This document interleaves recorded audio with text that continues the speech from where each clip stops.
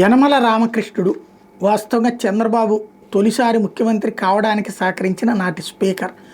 NT రామారావుని సభలో మాట్లాడనీయకుండా పంపించినటువంటి వాడు. ఆ రోజు నుండి చంద్రబాబు గారు ఆయన వదిలిపెట్టలేదు. ఇంతకాలం సుదీర్ఘకాలం పాటు అధికారంలో ఉన్నప్పుడు పదవులు ఇచ్చేవాళ్ళు, అధికారంలో లేనప్పుడు పార్టీ పదవులు ఇచ్చేవాళ్ళు, పొలిట్ బ్యూరోలో పెట్టుకునేవాళ్ళు. దశాబ్దాలుగా సాగిపోయింది. ఆయన తన సొంత నియోజకవర్గంలో వరుసగా ఓటములు పాలవుతూ వచ్చారు 2.5 దశాబ్దాల దాకా.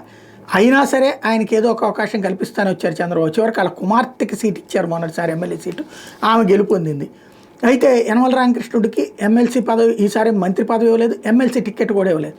ఈ నేపథ్యంలో ఆయన అలిగారు. తాజాగా ఏదైతే నిన్న ఈ నెల 29 దాకా ఆయనకి ఛాన్స్ ఉంది, కానీ సభకి అటెండ్ కావట్లేదు. ప్లస్ ఏదైతే తాజాగా జరిగినటువంటి నిన్న వీడ్కోలు సభలు జరిగినాయి, ఆ సందర్భంగా యనమల అసహనం వ్యక్తం చేశారంటూ సాక్షి ఒక కథనాన్ని ప్రొజెక్ట్ చేసింది. రాజకీయాల నుంచి తనకు బలవంతంగా, అది అవమానకరంగా రిటైర్మెంట్ ఇవ్వడం మీద యనమల రామకృష్ణ ఆగ్రహంతో ఉన్నారట.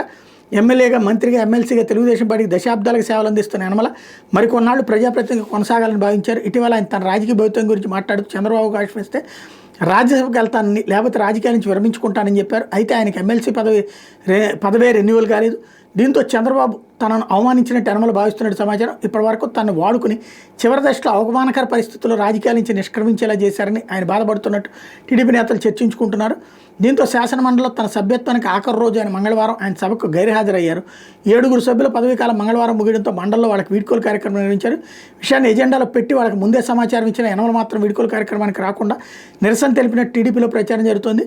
అలాగే సీఎం, ఇతర ముఖ్య ప్రజాప్రతినిధులు, ఎమ్మెల్యేలు, ఎమ్మెల్సీలతో మంగళవారం గ్రూప్ ఫోటో కార్యక్రమం ఉందని ముందే చెప్పినా కూడా యనమల దానికి రాకపోవడం గమనార్హం. చంద్రబాబు ఇతర టీడీపీ నేతలతో గ్రూప్ ఫోటో దిగేందుకు ఆయన ఇష్టపడలేదని తెలుస్తోందన్నటువంటి పాయింట్ని హైలైట్ చేసింది.